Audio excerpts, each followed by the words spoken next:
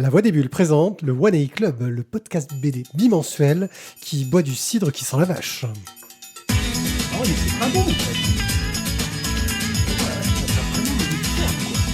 Moi j'ai pas d'odorat donc. Ah ben, on s'assoit, les gens les tapent. Ouais, tu manges la pomme au milieu de tes tapes, exactement. Voilà. Ferme les yeux, c'est une invitation au voyage. Tu le prends comme ça et tu dis. Alors ça c'est un 4,24 et 22. Ça c'est Simone. Simone, ça compose mes belle. Coucou les gens et bienvenue au One A Club, le podcast BD qui va vous parler de BD, parce que c'est ce qu'on fait le mieux. On pourrait aussi parler de vaches. Aujourd'hui, une émission un peu particulière, car c'est une émission où, en gros, nous sommes en comité réduit. Et ce comité réduit fait que on a dû se débarrasser de certaines personnes. Eh oui. Mais pourtant, Mais on a gardé une extrême qualité. même s'il n'a rien à dire, on ne peut pas le faire taire. Ti est caché au fond de la salle. Voilà, il n'a pas de micro, il ne va pas rester jusqu'au bout, je crois. Enfin, si, peut-être, j'en sais rien. Il faut qu'il couche sa fille un moment, je crois. Le Chatterton, voilà. c'est bien. Mais je crois que c'est sont partis jusqu'au bout de la nuit, dans deux filles, il n'y a pas de souci. Voilà. On accueille, fidèle au poste, toujours présent, là depuis le départ, notre fidèle Thio. Salut Thio. Et surtout, en chroniqueur, on n'a ni Thierry, ni Nao, ni Guillaume. Jusqu'ici, elle voulait pas leur faire de l'ombre et elle préférait se taire. Pour les remplacer tous les trois. Pour les remplacer tous les trois, elle prend la lumière. Evelyne, salut Evelyne. Salut. Voilà, tu vois, t'as un micro, tu peux parler dedans et on te voit et tu rigoles et c'est cool. Voilà, je vais essayer de te cadrer un peu mieux pour la vidéo parce que les gens profitent de ton beau sourire. Je suis One A Pied. Aujourd'hui, une émission spéciale car en l'absence de tous ces chroniqueurs, on a décidé, nous, de sortir nos fonds de chronique. C'est-à-dire qu'on reçoit quelques BD par respect, on en achète beaucoup, et à un moment donné, il faut qu'on fasse des choix pour les émissions, on ne peut pas tout chroniquer. Et il y a des BD qu'on a lus qui sont bien, voire très bien, mais on s'est dit, celle-là, ils vont me la pourrir, et ils ne lui donneront pas un coup de cœur, je la garde pour moi. Non, ils vont pas la pourrir, ils vont la salir. Voilà, je la garde pour moi. Voilà, parce que je veux dire, quand il y a Nao et Thierry, ils les salissent. Ils les salissent, c'est vrai que Nao et Thierry, ils salissent les choses. Ces BD-là, on les ressort aujourd'hui. On les sort aujourd'hui. Ça va être aussi des suites de séries qui nous tiennent à cœur. Et donc, on a un programme très, très chargé. On commencera par Première Dame, on enchaînera par ABC Bazooka, puis les tomes 1 et 2 du Paris des Merveilles. Non, que le tome 1. Que le tome 1 Ah, il y avait écrit 2 côté... Oui, non, mais 1 sur 2. Ah, pardon. Parce que c'est d'un diptyque. Mais il y a le 3 qui est sorti aussi. Oui, il y a un 3 parce que c'est le deuxième bouquin qui est en 2 tomes aussi. Super Groupe numéro 3. La Horde du Contrevent numéro 4. Brume numéro 4. I Hate Fairyland, l'intégrale numéro 2. Daredevil en édition 2024, les numéros 2 et 3. Et Contrapasso, le numéro 2.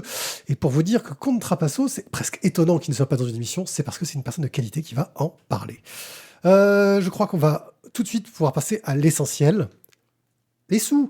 Nous avons des soutiens dans notre. Nous avons des soutiens dans notre émission. Ce sont Sarah Land, Monkey, Matt Deka, Chevaux, Noirlof et Cobal qui nous donnent la dîme et qui participent à notre Tipeee totalement pas à jour parce que on n'a vraiment pas eu le temps de s'en occuper, même si on a quelques idées. Et on les remercie grandement pour leur soutien. Ça nous permet de payer notre hébergement, de payer l'assurance aussi de notre association. De payer le compte en banque sur lequel ils nous donnent des sous. C'est un peu la base. Ouais, c'est un concept total. Quelle surprise dans une émission, ça c'est l'histoire de BD que de retrouver Daredevil, dit Randall. On en parlera. On en parlera parce que j'ai dû essayer de lire le tome 1 en me disant je relis le début de l'histoire. Et on en parlera. Non mais tu vois, déjà on a réussi à les évacuer, ces Daredevil des émissions classiques. Ouais. Donc, Evelyne, tu es dans l'émission avec nous. Donc, tant que tu parles, les gens t'entendent. Si tu veux nous dire quelque chose, adresse-toi au public. Ce sera un plaisir pour eux. Ce sera pour la prochaine émission. Ne faites pas. Voilà, elle est en rodage. Donc, soutenez-nous sur tipeee.com/la voix des bulles. C'est un plaisir. Vous pouvez aussi parler de notre émission. Vous pouvez aussi, avec grand plaisir, nous parler de nous autour de vous, parce qu'il est difficile de faire connaître les podcasts. C'est quelque chose de pas évident.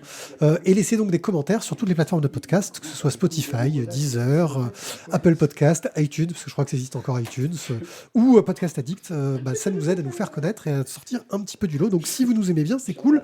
Et vous pouvez aussi nous rejoindre sur notre Discord, où il y a une petite foule sympathique maintenant, des personnes de qualité avec qui on échange sur la bande dessinée et qui nous font Alors, découvrir des je choses. dirais surtout qu'ils échangent beaucoup entre eux. Hein. Moi, Mais un oui, peu avec C'est toi. bien, les gens autonomes. Les gens autonomes, c'est bien. Ouais, Ils ont voilà. été bien formés, ceux-là. Mes origines corse et bretonnes ne diront pas le contraire. L'autonomie, monsieur. L'autonomie.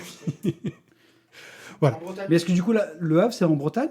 Ça, c'est... Non, la vraie question, c'est Mont-Saint-Michel. Ouais, la vraie question, c'est le Mont-Saint-Michel. Parce que le Le Havre, Havre, tout le monde s'en fout. C'est vrai, c'est pourri le Havre. parce que le Havre, Première Dame, une bande dessinée scénarisée par Didier Tronchet, dessinée et colorisée par Jean-Philippe Perrault, chez Glénat Millefeuille pour 26 €. Thio, qu'est-ce que c'est que ça? de quoi ça nous parle? Eh bien, ça nous parle de Thierry Langlois. Thierry Langlois, qui est le président de la République française, monsieur, et qui se retrouve au cœur d'une polémique. Ah, Après un incident survenu lors d'un bain de foule. Là, il y en a un qui lui a dit « Ouais, la jeunesse, elle t'encule !» Et un cache comme ça. Ouais, et remonté Langlois, il a traversé la foule. Il a traversé les rues de la cité, il a rattrapé le gamin, il lui a mis 2 barres. Chla, chla. Bien sûr, ça a été filmé, diffusé par tous les services de presse, les chaînes de télévision, CNews, BFM, tout le monde était là, la qualité toujours. Ça a choqué un petit peu l'opinion, les éditorialistes, les gens qui ont un avis surtout, ont dénoncé un dérapage qui a nui à l'image bien sûr de la fonction présidentielle. Certains qualifiant cet acte d'abaissement inédit sous la 5e République, monsieur. For C'est sure. mal. Donc le geste de Thierry Langlois va susciter une vive polémique, d'autant que la situation s'est déroulée dans un quartier sensible qu'il fallait sans doute nettoyer au Karcher. Malgré la réaction très négative dans les médias, l'entourage du président a dit non, mais attendez, franchement, c'est une image virile d'un homme de droite qui... Pardon. Excusez-moi, Tu mélanges un peu tout là. Une, été- Ouais. Ne Voilà. te laisse pas à pénétrer par l'actualité. Une autorité restaurée face aux zones de non-droit, mais le secrétaire général de l'Élysée lui dit quand même dans un petit moment de lucidité que franchement, c'est peut-être pas cool à un an des nouvelles élections où il voudrait se représenter. Alors, bien sûr, ce n'est pas facile d'être président ou d'être un ex-président de la République française. On a quelques petits exemples dans notre année 2025, 2024, C'est dur. 2023, 2022... Bon, pardon. Et donc, effectivement, cette première dame, ce bouquin va débarquer et va avoir un humour qui est très mordant. Avec vraiment une belle petite finesse, parce que du coup, on va avoir des scandales, on va avoir des rivalités politiques, on va avoir des mesquineries qui sont, on va dire, les bassesses habituelles de la politique, bien sûr. Et pour ça, je trouve que Tronchet et Perrault ont vraiment mis un superbe portrait bien acerbe de la politique. Mais il va y aussi avoir un beau côté, c'est la rencontre de Langlois avec une dame qu'il voudrait faire venir sa première dame. Et donc on a une romance qui s'installe aussi dans le livre et qui est très intéressante, qui est très bien menée. Est-ce qu'il met un scooter? Bien évidemment, Tronchet et Perrault en profité pour faire quelques petites références à notre histoire politique, avec effectivement un scooter, un matin, avec une chanteuse à qui on a dit un truc. C'est Jacqueline qui m'a dit. Et donc voilà, les dialogues sont vraiment incisifs, les situations sont assez cocasses, c'est très bien mené. Moi je trouve que c'était vraiment un moment assez sympathique que nous ont proposé justement donc Tronchet au scénario et Jean-Philippe Perrault au dessin. On l'aurait peut-être pas chroniqué dans nos vraies émissions. Dans nos émissions. Non, j'ai peut-être pas le mot vrai. Le vrai étant trop clair. Non, c'est une vraie émission. Mais tu sais, alors, je t'avoue que il était dans ma pile de lecture et que je l'ai pas lu par manque de temps. Mais Ouais. il me faisait de l'œil. Mais franchement, Je l'avais réclamé. C'est vraiment une très belle histoire. Et c'est vraiment très sympa. Niveau graphique, ça donne quoi justement? Là, je vois que la couve. Alors, on n'a pas le bouquin aujourd'hui parce qu'il s'est perdu au milieu de je ne sais où. Ouais, il est perdu dans la garrigue aixoise. Voilà. La question que je me posais au niveau dessin, ça donne quoi justement? Quel style on est? On est dans de l'humoristique, dans du Dans semi-réaliste? l'humoristique, ligne claire un peu. Ouais. Ligne claire humoristique. un peu caricatural, de souvenir, hein, parce que je l'ai Oui, vu voilà, tu as vu il y a un moult moment temps. aussi. Voilà.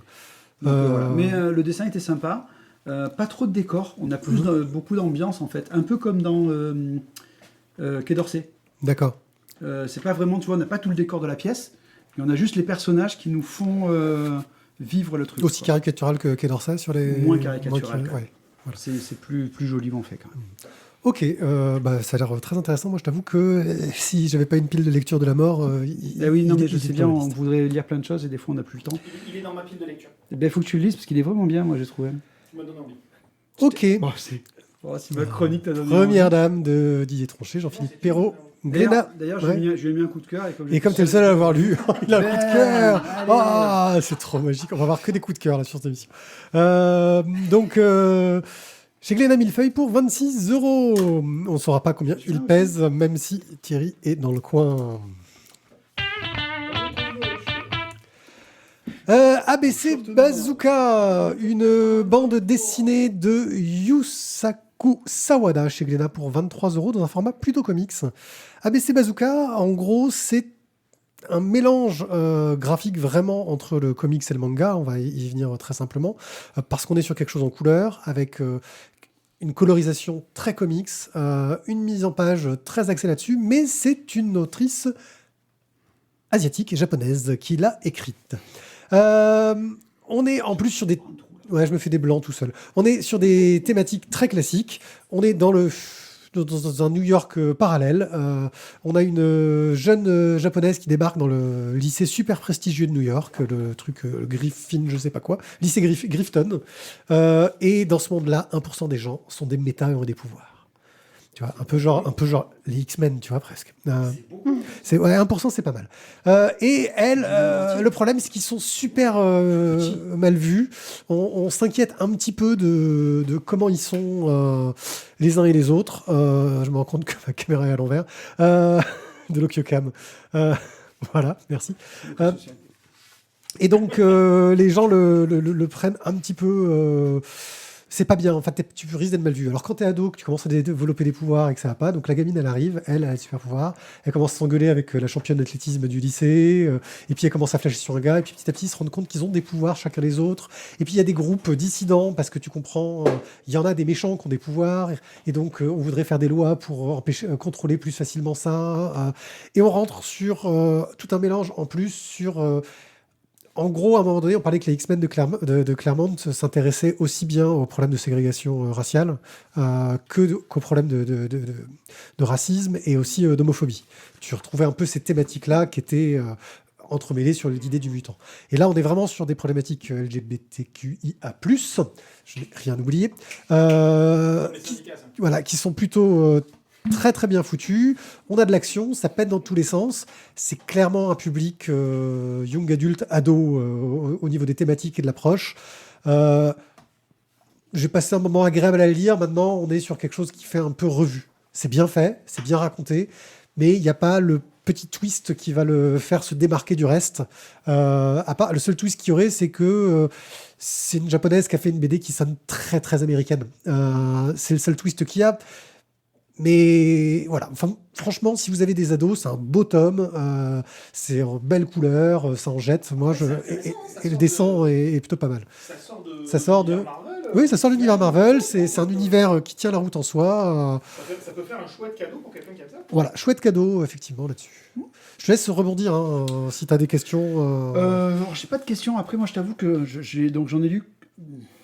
T'en as lu un bout, ouais. Un peu plus de la moitié, et alors j'ai trouvé ça intéressant, c'est joli.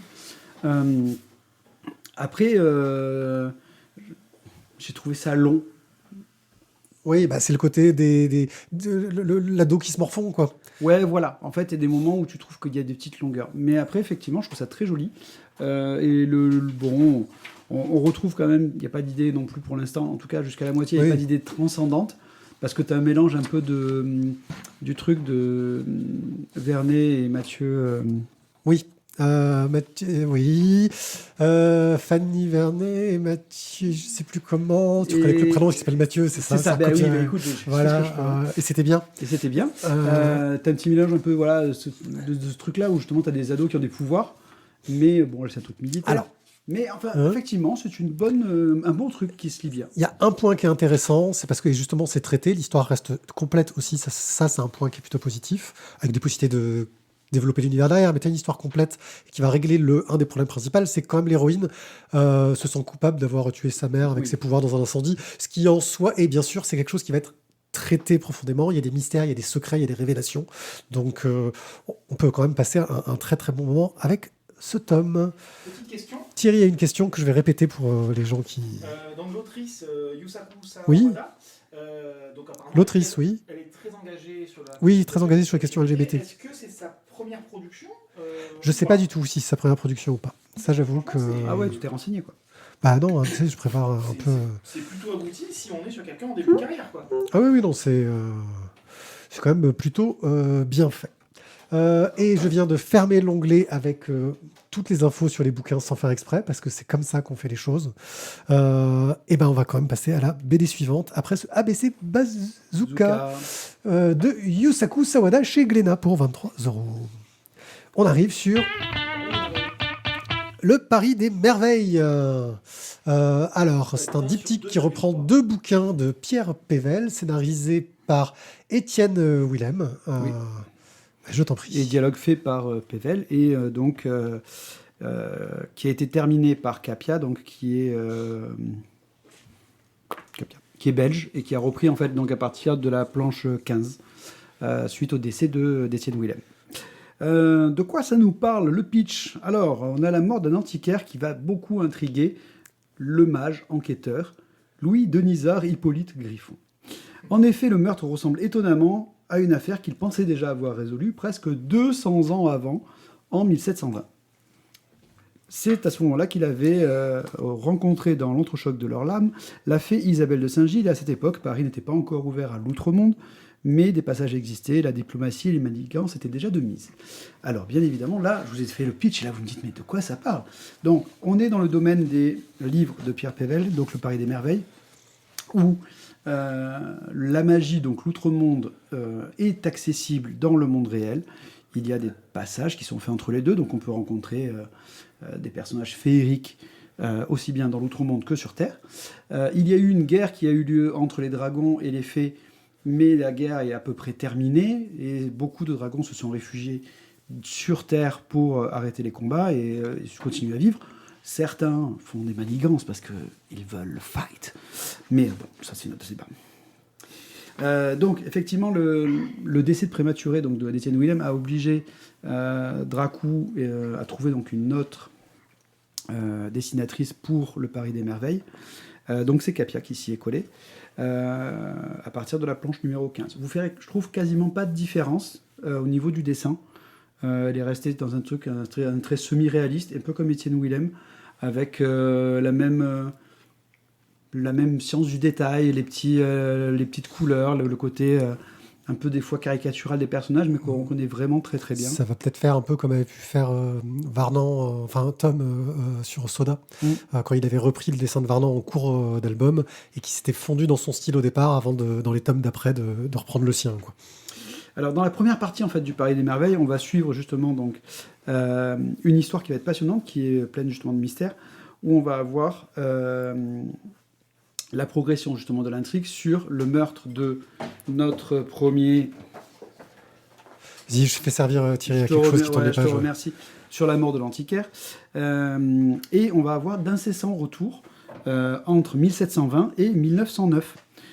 Et ça, c'est assez bien géré, parce qu'en fait, vous avez des petites différences sur les personnages.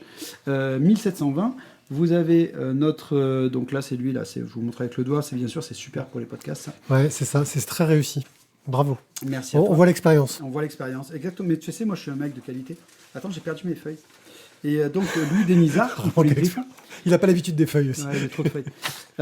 Louis Denisard, donc en fait, en 1909, il n'a pas de barbichette. En 1720, vous le retrouvez avec une petite barbichette. Donc c'est le même personnage, mais un peu différent. Vous voyez des détails graphiques pour bien les différencier. Voilà, ici vous le voyez. Ben, ici vous retrouvez donc la fée, donc justement, qui est présente ici, qui a changé de coiffure. Et donc, alors qu'après, elle est un peu différente. Enfin voilà. Donc on retrouve les mêmes personnages, et ces allers-retours incessants entre les deux périodes sont vraiment très très bien gérés. Et c'est vraiment une grande réussite. On a des personnages qui sont très aboutis. On a un très bon scénario, plein de rebondissements, c'est très dynamique, c'est vraiment un vrai bonheur. Le trait semi-réaliste, un peu caricatural, fonctionne très très bien. Ça fonctionnait déjà pour les premiers tomes des Artilleuses sur justement le Paris des Merveilles, qui étaient les premières adaptations. Et en fait, non, parce que c'est le tome 3, celui-là. Oui, mais ça fonctionnait bien. Oui, voilà, avec les- oui, non, mais je veux dire que c'est le tome 3 du Paris des Merveilles. Oui. C'est-à-dire qu'il y a eu les Artilleuses, il y a eu 2 tomes du Paris des Merveilles qu'on avait déjà fait dans l'émission, en fait. Et ça, c'est un tome 3. Qui prend un deuxième Oui. voilà, qu'un deuxième Un diptyque. diptyque. Ouais, un deuxième diptyque. Voilà, c'est pour ça que ça me semblait bizarre. Mais oui. Bon, Ok. enfin bon. Voilà. Donc, vraiment, c'est un très bon bouquin. Juste, je voulais quand même aussi féliciter, c'est qu'à la fin de ce... Voilà, tu as une postface où on a justement un petit hommage à Étienne Willem qui a été fait par Christophe Arlason, qui est le directeur d'édition donc, de Dracou. Justement, voilà, avec des dessins qui ont été pris sur le Paris des Merveilles. Et vous avez le projet qui était le projet, on va dire, l'œuvre de sa vie, selon Étienne Willem, qui était, je te laisse, vas-y, Clans of London. Clans of London. Voilà, qui était un projet d'Étienne pour justement sur un truc qui se passait à Londres avec des animaux. Et honnêtement, quand on voit les dessins, on se dit putain, ça aurait été quand même trop beau. Et donc, voilà, on n'aura pas plus de ce que ça que ces croquis préparatoires, pardon. Mais effectivement, ça donnait quand même très envie. Et en tout cas, je trouve que c'est sympa de la part de Dracou d'avoir vraiment rajouté cet hommage à Étienne Willem à la fin du bouquin. Ouais, non, c'est... Et donc, justement, je revenais sur les tomes. Ça se lit indépendamment des précédents, vraiment Oui. Ou il faut vraiment avoir les références au complot du premier diptyque Non, tu peux lire... moi, je trouve que tu peux le lire directement. Ok. Après, je trouve que les bouquins sur les Paris des Merveilles sont tellement bien qu'il ne faut pas hésiter à les avoir. Ouais. Mais je me demande si ça vaudrait pas le coup de lire les romans. Je crois que c'était du Mnemos aussi. Alors, les romans, ils sont, paraît-il, très, très bons. Ouais, il paraît qu'ils sont très... C'était du Mnemos aussi, un peu. Les mêmes... Je crois que c'était un des premiers romans Mnemos, comme Agone. Comme Agone, ouais. C'est une question que j'ai un doute, mais c'est la même époque en tout cas. C'est possible, c'est vrai possible. Le Paris des Merveilles d'Étienne Willem et Capia, d'après Pierre Pével, colorisé par Tanja Wenich chez Dracou pour 14,90 €. Excusez-moi.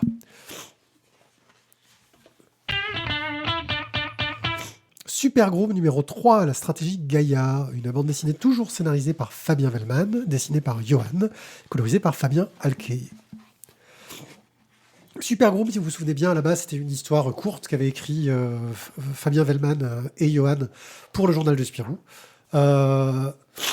Une histoire courte qui avait donné des envies de faire une suite. Et quand, je ne sais pas s'ils ont été mis de côté ou s'ils n'avaient plus d'idées pour la série régulière Spirou, donc Fabien Wellman et Johan ont arrêté, ils ont commencé à faire des histoires de super-héros, qui est une sorte de parodie de super-héros avec Spirou qui se retrouve contraint de devoir prendre un rôle de super-héros alors qu'il n'a pas vraiment envie, parce que c'est la mode des super-héros, que c'est comme ça qu'il peut réussir. Suite à tout un combat sur une île où ils avaient mis plein de héros à s'entretuer dans l'histoire précédente, Spirou reçoit une invitation au nom de Super Group. Là, il se pose des questions parce que personne n'est censé savoir qui il est. Ça se fait un peu louche. Alors, ils décident d'aller jeter un œil. Ils vont à Nova Bruxelles, la super grande ville, dans un immeuble gigantesque, l'immeuble Gaïa. Mais c'est un piège.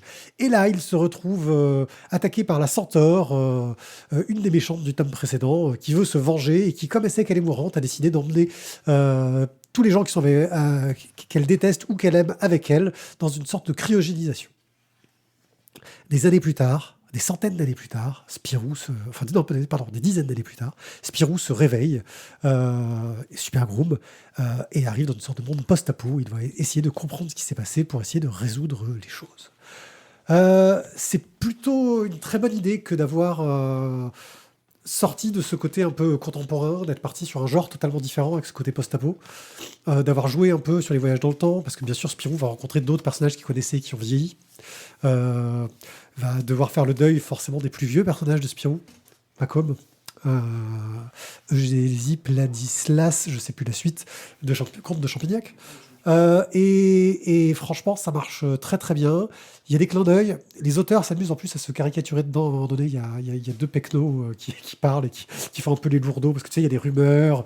Le monde est tombé dans la merde, il n'y a plus vraiment de communication, donc les gens croient tous à des choses différentes et ne savent pas ce qui s'est vraiment passé. Et donc, on rentre vraiment dans du super-héroïque, de l'aventure. Et le dessin de Johan, il cartonne. Ça va à une vitesse folle, c'est péchu, c'est dynamique, c'est drôle. Moi, je l'ai trouvé génial. Ça va être un dernier tome de Super Groom. Il n'y en aura pas d'autres, apparemment. Ça clôt pas mal l'histoire. Et vraiment, moi, je le recommande. Et moi aussi, comme je suis le seul à avoir lu, je peux lui mettre un coup de cœur. Un très, très, très bon album. Donc en tout, ça fait 3 tomes de Super Ça fait 3 tomes de Super Groom et une histoire courte qu'on trouve dans un recueil d'histoires courtes de Spirou. Il n'y a pas écrit tome 3 sur le devant, tu veux que je le C'est rajoute écrit sur la- Non, Je le rajoute. non, c'est bon, tu ne rajoutes pas ça sur le tome. Evelyne, si tu as des questions, n'hésite pas aussi. Hein. On est vraiment C'est sur une qui, question de Super vrac. Groom C'est qui Spirou? Non, Salut mais- Azartov, bienvenue dans le chat. Mais je ne l'ai pas lu et toi, tu me donnes envie là aussi. Ah, bah ça se dit tout seul. Hein. Et puis bon, Johan et Velman, enfin, leur Spirou, ils étaient top. Quoi. Bah, moi qui suis pas fan de Ouais. Spirou, j'avais bien aimé le premier Super Groom. Ah oui, non, c'est drôle, il y a de l'autodérision, ils reprennent bien le personnage. Moi, c'est quelque chose qui m'a beaucoup plu. Tu peux vérifier si les équations derrière, elles sont justes. Ah oui, il y a plein d'équations sur le 4e de couve. Ta matrice, elle est dégueulasse. Ta matrice est dégueulasse. Ah là là. Ça, c'est une insulte de matheux. Toi, ta matrice de merde. Ouais, ta matrice. Elle est verte sur fond noir. Oui, Evelyne. Est-ce qu'il faut connaître le Spirou?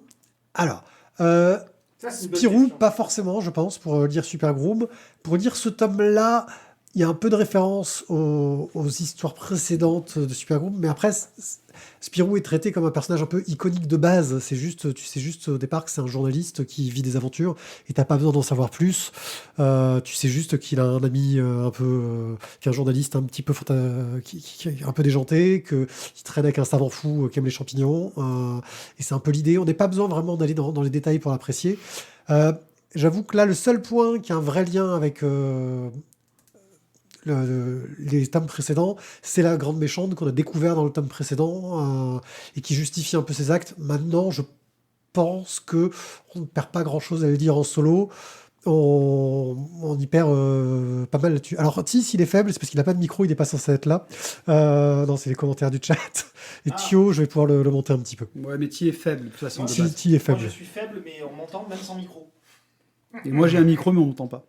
Voilà, donc oui, ça se lit plutôt pas mal, mais après, je recommande plutôt de prendre, pour le coup, les 3 Super Groom, qui sont pas mal, et surtout que dans le premier Super Groom, je crois qu'il faut un petit résumé de comment ils en sont arrivés à ce que Super Groom existe.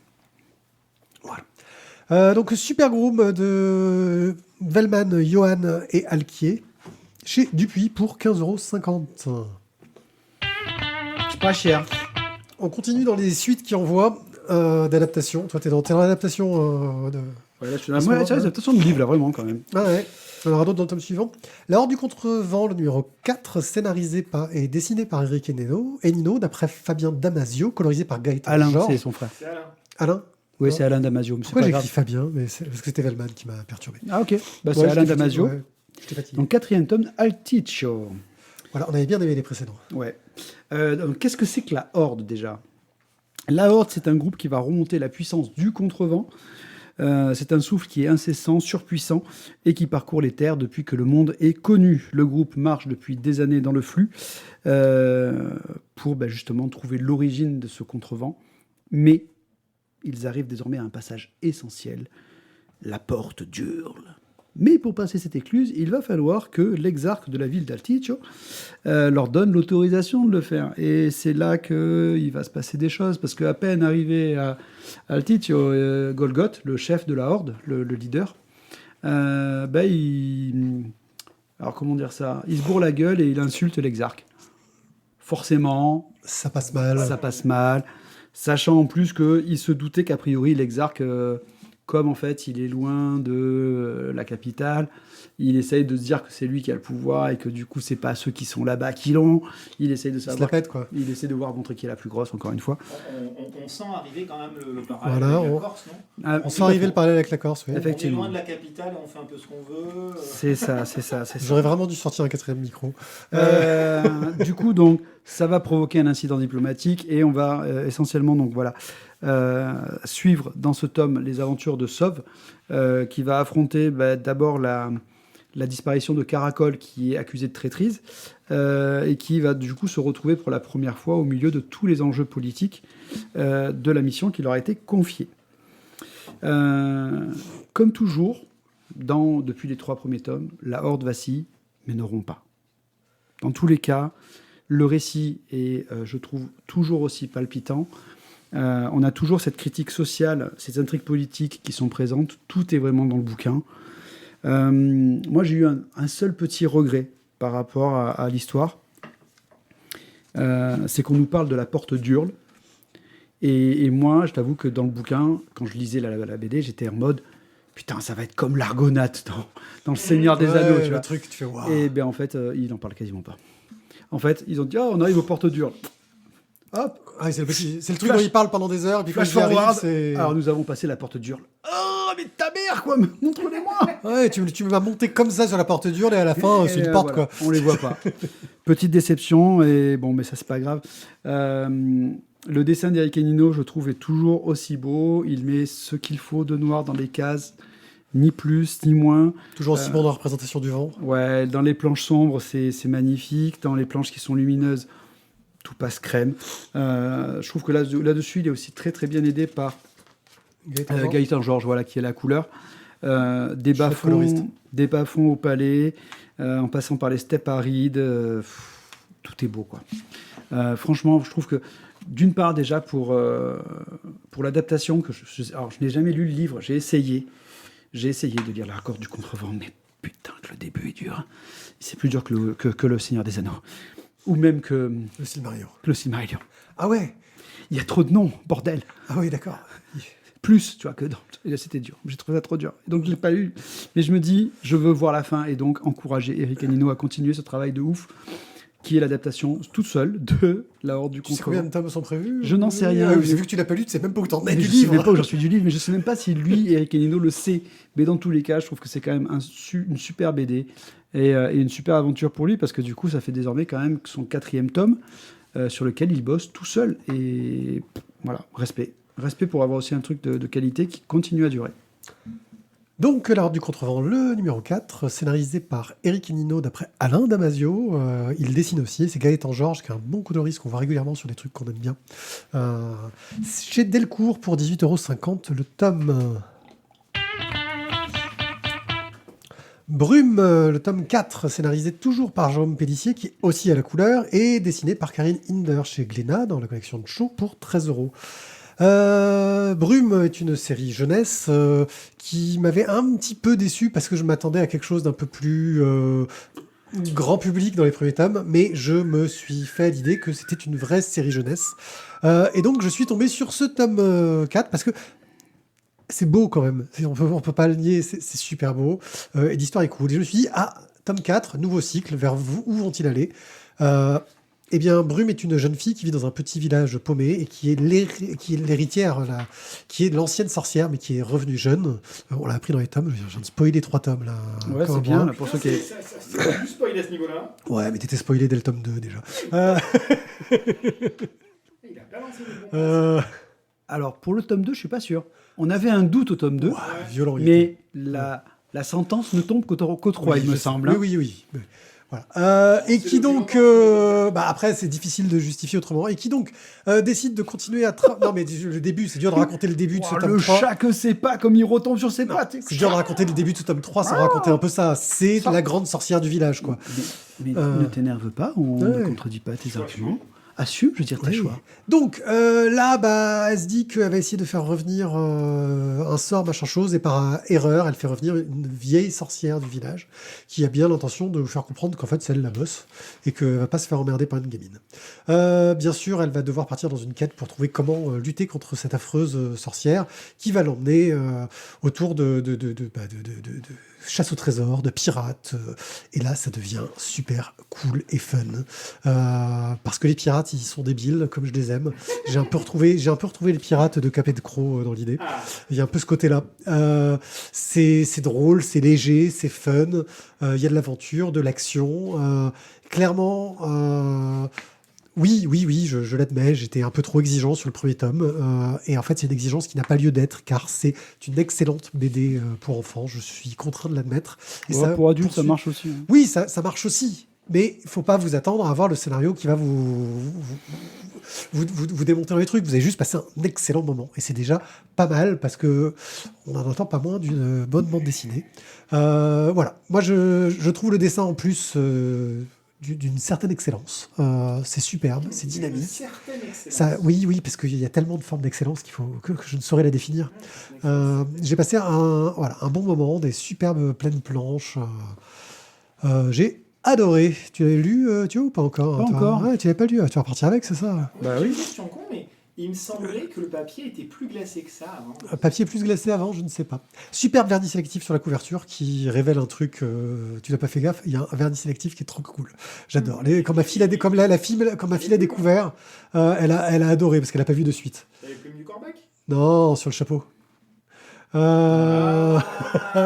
Il est génial. Voilà. Voilà, Brume tome 4, une très bonne suite qui peut se lire même un peu indépendamment des tomes précédents. Bah, Mais surtout ça si vous serait- écoutez Pierrick et que vous savez déjà. Mais ça serait se gâcher que de pas y aller. N'achetez pas les 3 premiers tomes, je vous ai tout résumé. Attaquez directement au 4. On commence par l'intégrale, c'est toujours mieux. Non, mais... eh ben on va pouvoir passer à la suite. I Hate Fairyland, l'intégrale, livre 2. Par Scotty Young. Chez Urban Comics. Azertov précise que les personnes qui n'ont pas de micro n'ont pas voix au chapitre. Mais ça, je suis d'accord, moi. Ouais, Moi, d'accord. je plus sois. Voilà. Evelyne, Moi, je trouve Evelyne, elle joue le jeu, elle, au moins. Dans le chapitre. Alors, elle a un micro. Elle a un micro, mais elle parle pas. Donc, Ouais, c'est vrai. Elle est sur son téléphone, elle prend des notes, on sait pas pour qui, mais Elle fais ta est liste. elle est très studieuse. fais ta liste de courses, quoi, tranquille, vas-y. Bah, c'est un peu ce qu'elle fait dans une émission en général. Hein. C'est pas faux.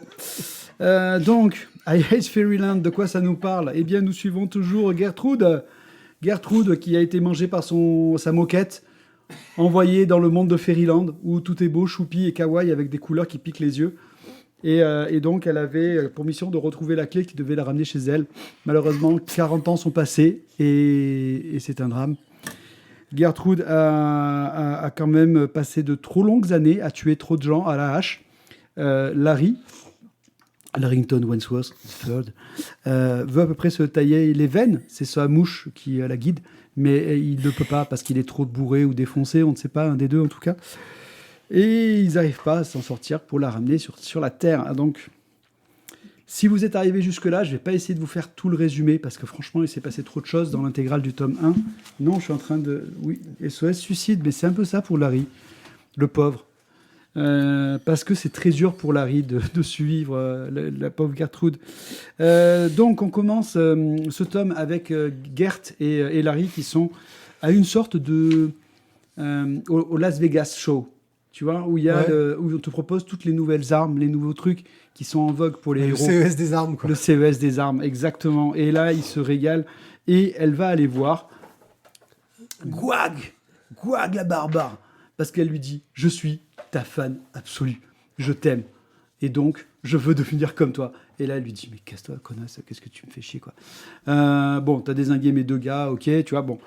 Mais C'est toujours aussi bourrin, oui. toujours aussi bourrin, c'est toujours aussi bien. Mais sauf que Gert va trouver sa fan, elle aussi, absolue, qu'il aime beaucoup. Et avec cette fan absolue, je peux pas te dire en même temps, il faut qu'il y en ait un qui tienne les pages. Mais bon, je peux quelqu'un pas. qui sert à quelque chose. Qui sert à quelque chose, voilà, c'est ça que je voulais dire. Et donc, elle va trouver sa fan absolue, qui elle aussi va lui montrer plein de choses et continuer à essayer de la pousser vers le vice. Et là, en fait, Gert va avoir l'élimination qui va tomber sur elle. Elle va se dire que non, elle ne peut pas faire tout mal comme ça dans sa vie. Donc, elle vire la pain-bêche et elle essaye désormais de devenir une gentille fille. Ah, il y a un bon retournement par Et rapport donc, au cycle. Ouais. Gert essaye de devenir gentille et elle y arrive. Et à ce Oh. moment-là, attends, parce que du coup, il faut que j'avance plus vite. Tac, tac, tac, tac. Tic, touc, touc, touc, tu tournes Oula, les mais pages. t'es loin. Ouais, t'es allé trop loin. Et voilà. Et elle devient Gert la gentille. Et attention, je vous montre l'image parce que du coup, Gert la gentille, elle a des yeux trop mignons. Ah, elle a des yeux kawaii, Elle a de la des yeux lumière. kawaii. Elle pète des arcs-en-ciel. Et... Voilà. Oh. Et là, elle est devenue adorable. Elle veut essayer de remettre le monde dans le bon sens. Et quand on est à 2 doigts, elle est vraiment à un pet de chameau d'y arriver. Et ben, elle trébuche et elle se transperce la tête avec une sucette géante. Oh. Et là, qu'est-ce qui arrive à son personnage? Et ben, elle va en enfer. Bien évidemment, il va y avoir moult rebondissements dans ce feu tome. Moi, je vais être honnête, je veux dire, j'ai quand même eu la rétine qui a saigné sur les couleurs.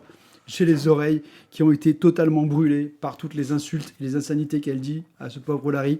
Mais à la fin, ça finit bien. Oh. Vraiment, Hate Fairyland, c'est en 2 tomes. C'est vraiment... Eh ben non. Si. Il y a un cycle 3. Non, c'est... Vous avez ça, vous avez l'essentiel. Dessiné par Derek Loffman. Vous avez tout ce qu'il vous faut pour vous régaler. C'est barré, c'est gore, c'est con. Tu vas prendre le cycle 3 quand même. Je m'en fous. Ouais, c'est Derek Loffman, tu sais que je vais le prendre. Mais vraiment, c'est à avoir. Je pense que c'est le truc qu'il faut avoir dans sa bibliothèque. Que 2 tomes. En plus, vous pouvez le vendre. Il y en a un rose, il y en a un vert. Ça fait des jolies couleurs. Tac, tac, ça se vend. J'ai l'impression que c'est moins répétitif que le premier tome que j'avais bien aimé, mais que je trouvais au bout d'un moment un peu répétitif dans les gags, quoi. Ben non, là, il y a quand même vraiment des rebondissements dans l'histoire. Ils ont fait des trucs où tu as quand même des petites références à plein de fantasy. À la fin, tu as aussi un petit bonus où tu as Scotty Young qui a fait I Hate, mais non pas Fairyland, mais Image Comics. Il est chez Image Comics, donc il doit fracasser tous les personnages. Il a fracassé tous les personnages de Image Comics, les auteurs en prime aussi. Plus, après, il s'est fait engueuler par tous les auteurs qui n'étaient pas dans le I Hate Image. Ah oui, c'était jaloux. Et puis, attends, t'as parlé de tout le monde, mais pourquoi je suis pas... Moi, j'aimerais bien dans le prochain, alors, dans ce cas-là. Voilà. Donc, c'est très sympa. C'est vraiment un intégral qui est très intéressant, je trouve. Et c'est juste de 2 tomes, et c'est à avoir. C'est livré avec des lunettes de soleil? Est-ce que c'est vrai? Non, ta rétine va être brûlée à vie. Voilà, c'était un French Comic Book Day de mémoire d'Azartov. Le côté... il avait mis en French Comic Book Day. Ah oui, c'est possible, oui. Le côté, oui, il hate Image. Ok, on va venir sur une question classique. Normalement, c'est pas moi qui la pose, celle-là. Quel public au niveau de l'âge? Parce que c'est du gore, c'est du violent, etc. Mais est-ce que c'est du gore et du violent tout public, ou est-ce que c'est du gore et du violent? Quand même, faut pas abuser. Non, je dirais tu peux le mettre pour de l'ado. Ouais, collège même. Ouais, mais alors collège, 4e, 3e, quoi. Voilà. Faut que déjà ils aient compris que c'était drôle. C'est drôle, c'est humoristique. Oui, qu'ils tuent pas des gens pour le plaisir. Voilà. Et que c'est effectivement, je veux dire, bouffer la cervelle de quelqu'un, ça se fait pas, quoi. Voilà. Mais, 12-14 ans, nous dit Azartov. Ouais, ça me semble être la bonne tranche. I Hate Fairyland par Scotty Young, aidé par Dean Rankin sur un tome, colorisé par Jean-François Beaulieu, chez Urban Comics pour 31 €, le 2e intégral. Exact. Daredevil, collection 100%, 2024, les numéros 2 et 3, scénarisés par Seladine Ahmed et quelques guests, dessiné par Aaron Kuder et quelques guests, colorisé par Jason Aburtov et quelques guests. Chez Panini Comics pour 22 € le tome. Imprimé par Panini et quelques guests, d'ailleurs. Voilà. Clairement, Il y a plein de trucs, quelques Guest, hein, il est fort que guest, quand même. nous suivons ce côté qui m'avait pas franchement super enchanté sur le premier tome, qui suivait un nouveau run, qui décidait de creuser un petit peu le côté religieux de Daredevil en le faisant devenir un pasteur. Je me suis dit, tiens, c'est une idée qui peut être intéressante. Pas un pasteur, un prêtre, parce qu'il est catholique, ne l'oublions pas. Irlandais. Donc je me suis dit, ça peut être une idée intéressante, mais bon, pour le moment... Ça casse pas 3 pattes à un canard, mais les débuts de run, parfois, c'est un peu laborieux, ils peuvent galérer, etc. Là, ça continue. Et là, tu dis, ok, bon, ils nous mettent des couvertures de John Romita Jr., c'est sympa, mais c'est pas lui dedans, et toutes les couves sont de John Romita Jr. Tu dis, ça cache quelque chose d'avoir mis un artiste qui fait vendre sur les couvertures, mais pas lui dedans. Le dessinateur dedans, il n'est pas exceptionnel, il n'est pas mauvais non plus, je veux dire, c'est très correct, ça tient la route, il y a quelques planches qui sont très sympas. Par contre, là, en gros, ce qui se passe, c'est qu'on se rend compte qu'il est poursuivi parce qu'il a été en enfer par les démons des enfers, qui vont par les 7 péchés capitaux, qui vont prendre possession de ses proches et de ses ennemis pour essayer de le venger, et il va tous se les faire un par un, parce que tu comprends, il va être dans « Oh là là, j'ai été mal, mais il faut que j'arrive à absoudre mes péchés », avec le côté... Enfin, voilà. Flagelle-moi. Et là, bah, alors qu'il y avait quelque chose qui pouvait être intéressant à faire sur le côté religieux, sur le côté au niveau du personnage, c'est une série de... on te trouve un nouvel ennemi, un nouveau personnage que tu connais, que tu as déjà rencontré, qui est possédé par un démon. Tu vas galérer pour le fighter et le fracasser, et tu vas le fighter et le fracasser. Et puis, tome suivant, histoire suivante, et un nouveau. First they meet, Et c'est ça. And the fight. The fight. finally they fight. Voilà. And Et- the fight. Fight and they fuck. Et c'est dommage parce que tu as l'impression que même les personnages qui avaient eu un run intéressant précédent, je parle Wilson Fisk qui est vachement mal traité là-dedans. Et là où c'est d'autant plus dommage, c'est qu'ils en profitent pour dire c'est un anniversaire de Daredevil, je crois qu'il a 30 ans ou quoi que ce soit. Ils font venir plein de gens qui ont travaillé dessus au scénario pour des histoires courtes, plein de dessinateurs. Mais ils ont. T'as l'impression qu'ils n'ont pas sélectionné ceux qui ont fait les runs qui ont marché ces derniers temps, en fait. Les runs noirs, les runs de polar, les runs qui étaient top. Et là, j'avoue, alors que je me suis dit, bon, il a un début laborieux, c'est dur de prendre un nouveau personnage, de commencer. Il avait des amorces d'idées qui étaient bonnes. Et là, clairement, ces amorces d'idées, c'est un peu pourri du cul. Donc, voilà. Si j'en parle, c'est surtout parce que j'ai été très déçu par ce run. Il y a encore un tome pour finir le run que je vais lire parce que Parce qu'il est un fan absolu de Daredevil parce et que qu'il achète tout. Je suis voilà, je sais, c'est dur comme ça, d'être pris en otage. Syndrome de Stockholm, c'est le syndrome de Stockholm, je veux dire. Et voilà. moi, je suis content parce que j'ai pas encore eu un chabouté qui était pourri. Quoi. Ouais, c'est ça. Ouais, t'as du bol. Un jour, ça arrivera peut-être. Non. Voilà. Le chabouté, il est trop fort. Voilà. Toi, t'as des auteurs que t'aimes bien, qui ont fait des merdes des fois. Non, j'ai changé Ouais, t'as changé d'auteur. Ouais. C'est pas Voilà. qu'ils ont fait des trucs mauvais, c'est qu'en que fait, ils étaient plus du tout politiquement corrects. Ouais. Donc voilà. Désolé pour ce Daredevil, je vous le recommanderai pas, c'est pour ça que j'en parle, parce que ça reste un des personnages que j'adore. Et quelques coups en plus font de l'œil et donnent envie, et c'est un peu dommage. Oui, il faut revenir en plus du personnage, tu te dis, mais qu'est-ce qu'il nous faut venir un Doctor Strange là-dedans? Je veux dire, c'est n'importe quoi, mettez pas de Doctor Strange dans Daredevil, quoi. Ou trouver un run qui a un sens, mais pas là. Alors, donc, du coup, je vais juste rebondir parce que moi, je n'ai vu que le premier tome Ouais. de cette nouvelle arc et je me suis fait grandement chier. Tu peux, hein. Je Je le défends pas, t'as vu Non, mais voilà, j'entends, c'est que moi, j'ai lu le premier tome, je me suis dit, mais punaise, ça veut dire qu'ils ont continué et qu'il y a des gens qui l'ont lu, parce que ça a marché, visiblement, aussi, quand même. Bah, ils ont profité de la sortie de la série Netflix, La nouvelle série Disney+, Netflix. Ouais, Disney+. pour relancer les Daredevil en boucle. Voilà, mais enfin bon, grosse déception. Effectivement, je pense que ce sera pas vraiment du tout un arc qui sera mémorable. Effectivement, je suis d'accord avec toi que l'idée de le faire prêtre, au départ, était très très bonne. Oui. Mais dès la 5e page, il est déjà en train de fighter des mecs, ils sont 6, il les désingue tous. Tu te dis, voilà, le faire Ils prêtre. arrivaient à le faire moins se fighter quand ils faisaient du polar noir. C'est Quoi. ça. Alors que t'es dans le polar, que t'as le droit de Donc, du fighter coup, des gens dans du Tu le polar. fais prêtre, peut-être que tu aurais pu faire une résolution des trucs qui ne soit pas que du fight dès le début de l'histoire. Qu'à la fin, tu y arrives peut-être, mais pas tout de suite. Enfin bon, non, vraiment, je n'ai pas trouvé bon. Et du coup, je suis content de ne pas avoir lu la suite.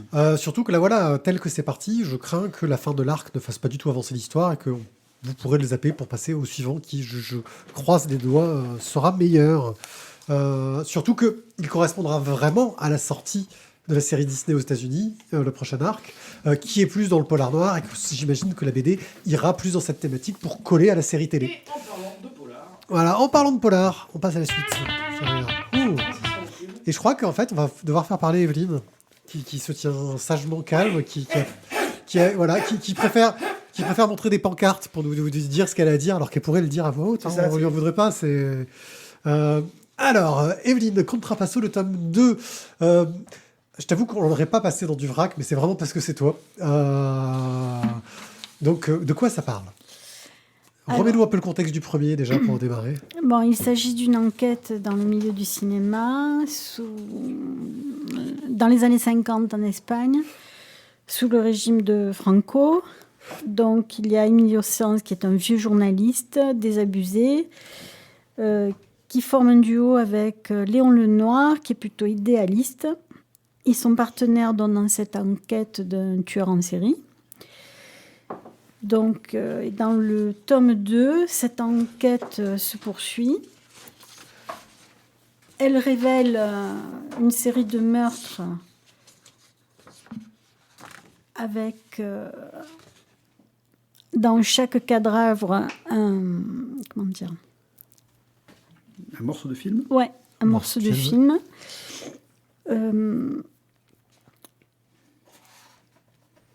Donc on est ici dans le monde du cinéma et on assiste à l'exploitation des femmes pendant les scènes de tournage. L'autrice aborde aussi les conditions misérables qui régnaient à cette époque. On voit les quartiers pauvres de Madrid, on voit des gens qui vivent dans des maisons troglodytes. La misère de la période franquiste, quoi. De cette période-là, et évidemment les promoteurs immobiliers qui sont véreux. On voit aussi, elle aborde aussi également la censure qui régnait à cette période-là sur les médias et sur le monde du cinéma. Oui, parce qu'en plus, ils font des doublages à des moments. Et du coup, dans le doublage, ils se retrouvent avec... on change le texte. On change le texte parce que du coup, en fait, ils étaient au lit, mais en fait, il dit après que c'était en fait son frère parce qu'en fait, comme elle n'est pas mariée, elle peut pas coucher avec quelqu'un. Mais du coup, en fait, ils étaient au lit parce qu'ils étaient dans la même chambre. En fait, ça n'a pas de sens dans l'histoire. Ah, j'avais entendu parler de ce genre d'histoire-là. Voilà, où du coup, en fait, le doublage a été fait justement pour diminuer un petit peu les transgressions. Il y a une vraie influence du pouvoir L'Opus Dei à l'époque en Espagne est très, très, très, très puissant. Et tu as de vraies valeurs chrétiennes, on va dire, bien tradies, bien puissantes, quoi. Je t'ai coupé, Sean, m'excuse. Vas-y, continue. Non, mais c'était ce qu'il fallait relever. Bon, il s'agit d'un roman noir graphique qui combine suspense, intrigue policière et critique sociale. Donc, il y a beaucoup d'humour aussi, malgré la gravité du contexte. On pourra aussi souligner la réflexion qui existe sur la censure. Ce tueur en série symbolise la résistance contre la propagande officielle de Franco. Il y avait la propagande. Oui, il y a de la propagande à l'époque. Il y a de la propagande dans les mouvements fascistes. C'est fou, ça. C'est... Voilà. C'est que de la vérité. Ouais, c'est comme si tu rachetais les réseaux sociaux pour leur faire dire ce que tu veux. C'est pas de la propagande. Comme si tu rachetais des médias pour leur faire dire ce que tu veux. C'est pas de la propagande. Ça, en France, c'est un truc qui arriverait jamais, ça. Non. Ok, oui, donc c'est dans la bonne continuité du premier. Est-ce que, alors je l'ai pas encore lu parce que c'est pour ça que je me dis qu'on l'aurait peut-être pas mis en vrac parce que j'avais très envie de le lire. C'est pas grave. Ouais, mais je vais le lire quand même. Je vais partir en vacances avec. Ton avis là-dessus? Mais je révélerai rien d'autre. Mais non, mais ne révèle rien. Mais ton avis, toi, qu'est-ce que tu en as pensé par rapport au premier? Est-ce qu'il va plus loin? Est-ce qu'il est plus marquant? Est-ce qu'il enrichit l'histoire ou est-ce que il répète juste quelque chose qu'il avait bien raconté au premier? Je dirais qu'il est dans la continuité. Voilà. Il est peut-être pas aussi étonnant que le premier, puisqu'on est déjà dans ce contexte-là, quoi. C'est bien une suite. Hein. Il est prévu un 3e tome. Ouais. Donc, mais en tout cas, l'intrigue est toujours aussi présente. On est toujours happé par le récit. En le feuilletant vite fait, j'ai vu aussi un peu au niveau de la mise en page de la narration, des clins d'œil au film, au cinéma. Ça joue aussi avec le médium, c'est pas... Tout à fait. Il y a vraiment beaucoup de choses qui sont en rapport avec le cinéma, avec donc l'Espagne franquiste de ce moment-là, et du fait que c'était en fait un lieu de tournage pour le cinéma américain, qui venait tourner en Espagne parce que c'était pas cher. Les figurants, t'avais moult de gens qui étaient disponibles parce qu'ils n'avaient pas de travail, donc... Ils faisaient de la figuration. Et en fait, on tournait là-bas. Et donc, tu avais ceux qui étaient, on va dire, du bon côté, ça vivait bien. Et les autres, en fait, étaient... Il y avait aussi des tournages américains qui se faisaient là-bas. Ah oui, les Américains, franchement, dès qu'ils peuvent se faire de la thune. Donc, voilà. Mais c'était moins cher. Bah oui. C'est aussi bien que le premier. C'est différent, parce que le sujet n'est pas le même. Mais je trouve que Teresa Valero a vraiment ce côté recherche dans ses bouquins où tu as de la documentation, quoi. Je pense qu'elle est vraiment allée au fond de ce qu'était le cinéma des années 50 en Espagne pour te raconter tout ça. La crise du logement, on est vraiment dans ce qu'était l'Espagne à ce moment-là, ce qu'on n'a quasiment pas trop connu dans les récits historiques, parce que d'une part, l'Espagne n'a pas intéressé grand monde, je pense, dans le monde, à part les Espagnols. Oui. Et donc, c'est vraiment super intéressant. Oui, moi qui m'intéresse, c'est l'histoire du cinéma, sa représentation. Après, on reste sur cette thématique de tueur en série, de polar noir un peu à la Seven. Tout à fait. De ce côté-là. Il va falloir que je le lise parce que c'est un tome qui me Il faut, monsieur. Il faut le lire. Merci Evelyne. Pour Contrapasso, le tome 2 de Teresa Valero, au scénario, au dessin et à la couleur, qui est sorti chez Air Noir. Oui, parce qu'ils ont dû le changer de collection, parce qu'avant c'était Air Livre, je crois. Mais Oui. c'est Dupuis qui a lancé sa collection Air Noir. Et j'ai oublié de noter le prix. Et l'éditeur, c'est n'importe quoi. Elle l'a. Je l'ai. Tome Ouais. 2, 27,95. 27,95. Oui, Eh bien, nous sommes chez à une Air Noir. émission à pas loin de 200 € de bande Et dessinée. la qualité, monsieur. Et oui, il aurait fallu qu'on puisse peser tout ça pour faire plaisir à Thierry qui est toujours parmi nous. Maître Capello fait une petite précision sur la prononciation de Teresa Valero. Oui, Et pas Valero. ouais, Valère. Pas la rote. Oui, je sais. Mais là, je suis enrhumé, j'ai du mal à. Vu qu'elle nous écoute forcément, je pense Mais qu'elle oui, va forcément. tiquer. Allez, on finit ça tranquillement. Un œil sur Kern. Oh, mais on parle pas de BD, mais on parle un peu de BD. Ouais. Un petit jeu vidéo d'un petit studio français. The Game Bakers. Ouais, qui a décidé de faire appel pour tout ce qui était design graphique et narratif. Travailler sur le narratif. scénario aussi. Scénario, Un Mathieu certain Bablé. Mathieu Bablé. Mathieu Bablet Oui, Mathieu Bablet. Ah, regarde comment on a réveillé le Thierry là. C'est Mathieu Bablet qui est sur le côté graphique et le côté scénaristique de ce jeu, Kern, un jeu d'escalade. Je te laisse en parler parce que. Un jeu que tu as acheté avec ton fils. Oui. Alors, Acheté avec son donc, dans ce jeu d'escalade, on va incarner Ahava, qui est une alpiniste professionnelle qui va essayer d'atteindre le sommet, d'être la première à atteindre le sommet du mont Kami. Tout au long de son aventure, elle va découvrir donc les secrets de la montagne et devra faire des sacrifices, entre guillemets, pour essayer justement d'arriver au sommet, parce que forcément, réaliser son rêve, c'est dur. Dans ce jeu, on va jouer à la troisième personne. On va donc essayer de grimper cette montagne qui est énorme. Et vraiment, on sent qu'on est petit par rapport à la montagne. Hein. On va choisir son itinéraire d'escalade. On va pouvoir modifier, on va dire, travailler sur les 4 membres pour essayer de les placer au bon endroit, essayer de garder un équilibre le plus stable possible, gérer l'endurance du personnage, bien sûr, gérer sur sa santé. Est-ce qu'elle a les mains coupées? Est-ce qu'elle doit se bander les mains, les gameplay doigts? très simulation quand même. Assez simulation, mais pas tant que ça non plus. Ça reste quand même assez facile, oui et non. C'est simple de gérer les choses, mais c'est compliqué d'avancer. Le jeu est je trouve, est très dur.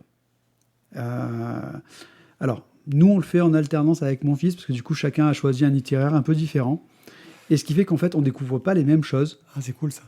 Donc, lui, il me parle de trucs que j'ai même pas vus dans la montagne.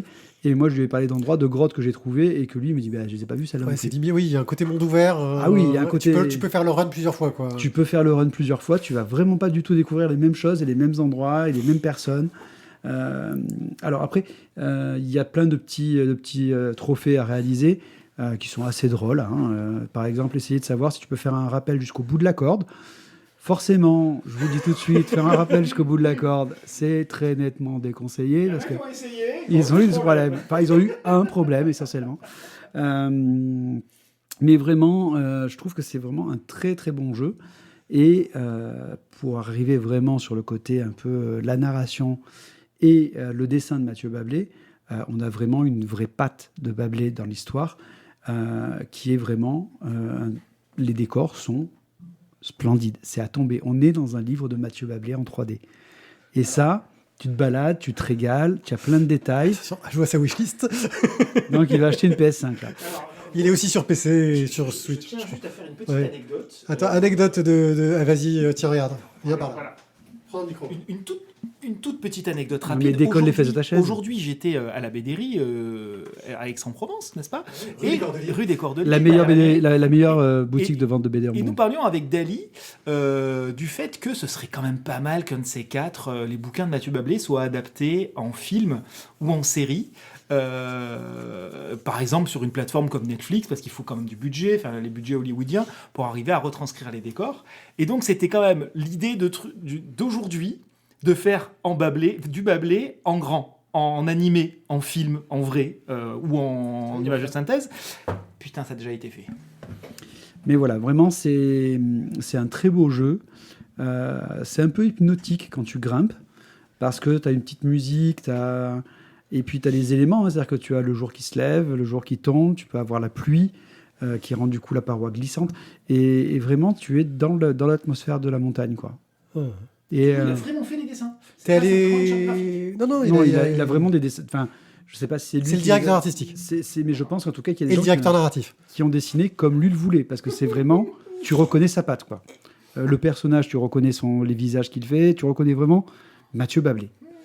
Alors, j'ai entendu beaucoup parler du jeu parce que j'écoute des podcasts. Je vous recommande de lire Les Silences on joue. Ils ont été très, très, très laudatifs sur le jeu. Et surtout, ils ont aussi fait une interview de Mathieu Bablé et du co-auteur du jeu avec qui il a bossé, dont j'ai oublié le nom, mais qui ils l'ont fait juste avant la sortie du jeu alors qu'ils n'avaient pas que ça allait être un carton de la mort. Le jeu cartonne. Emmerich Toa. Emmerich Toa, c'est ça. Le jeu, il cartonne, qu'il n'en peut plus. Et tu sais, c'est juste avant la sortie, ils font l'interview. Les journalistes ont déjà joué au jeu. Tu l'as pas fini? Non, je ne l'ai pas fini, non. Alors, pareil qu'il n'est pas si long que ça, mais que le deuxième run, bah, tu prends des risques que tu prenais pas au premier, tu vas un peu plus loin, tu vas voir des trucs que tu n'aurais pas osé aller voir avant, parce que tu es plus à l'aise sur tes prises, tu sais jouer, quoi. Y a une phase d'apprentissage, apparemment, qui au début est un peu difficile, t'oses pas, tu utilises trop de Python, ou tu utilises pas assez, tu sais pas, enfin, c'est... Ouais. Voilà. Et c'est vrai que le jeu donne vachement envie. Je sais qu'il est disponible donc, sur la PS5, il est disponible sur PC. Je crois qu'il est prévu sur la Switch, où il est déjà sorti, ça j'ai un doute, ça serait à vérifier. La Switch 2, en tout cas, je pense. Pas d'infos là-dessus. Mais oui, c'est un jeu qui, en plus, a une certaine réussite derrière. Ça fait quand même 2 jeux avec du succès surprise entre 2025 et 2026 qui viennent de France. Pas sur la Switch actuellement, précise Randall. Merci. Là, au 5 février, ils étaient à 300 000 ventes quand même. Ouais, c'est ça. C'est parce qu'ils s'y attendaient pas vraiment. Et en C'est-à-dire plus, qu'en 6 jours, parce que ça a sorti le 29 janvier, en 6 jours, ils ont vendu 300 000 exemplaires. sachant qu'en fait, sachant que pour ce studio-là, c'est un gros risque, parce que c'est le genre de studio, ils donnent tout sur un jeu et ils savent que si ça marche pas, un minimum, le studio est mort, quoi. Et là, bah, ils sont tranquilles, ils vont pouvoir faire d'autres jeux. Il a fait d'autres jeux avant qui avaient eu un gros succès, genre Fury, des trucs comme ça auxquels j'ai pas joué. Ça reste du jeu indé, hein, mais qui avait plutôt bien marché dans leur genre. Certains m'avaient donné envie.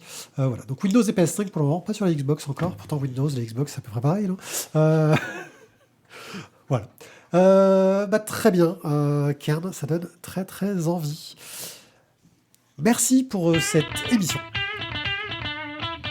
Il s'est auto-coupé, Oui, c'est je le trop fais. bien. Voilà, c'est parce que j'essaye de renifler entre différents trucs, parce que j'ai le nez là qui est en train de se prendre de la ça vous devez l'entendre sans doute à la voix. Non, Voilà. franchement, C'était quasiment Fury pas. et Evan, c'est Evan qui me faisait vachement de l'œil en termes de jeu, les critiques étaient très très bonnes dessus. C'était un jeu d'il y a 10 ans quand même. Evan Ouais. Déjà 10 ans Eh oui. Putain. Ouais, c'est ça. Tu sais, je l'ai peut-être eu gratuit chez Epic ou un truc comme ça que je le sais pas. Non, pardon, 6 ans pour 6 être. ans, voilà. C'est Fury qui a 10 ans. Oui, ça me semblait loin. Oh, ça te semblait loin, ça va, t'as 4 ans quand même. Hein. Ouais, 6 ans, c'est moins. On reste dans les années 2020. Ça va ton mahjong, Tizak? Voilà. Bon, ça va, on s'en est bien tiré. Evelyne, ça va? C'est bon, c'est bon, on est t'es fait détendu. chauffer. La prochaine émission, tu vas être à fond. Tu sais, faut pas hésiter à oser parler, hein, dire des conneries. Tu peux pas dire plus de conneries que nous. Dis-toi que tu peux pas dire plus de conneries que nous. Là-dessus, Ou que Tizak, c'est dur. Que Tizak, même quand il n'a pas de micro. Bah. Merci beaucoup de nous avoir suivis.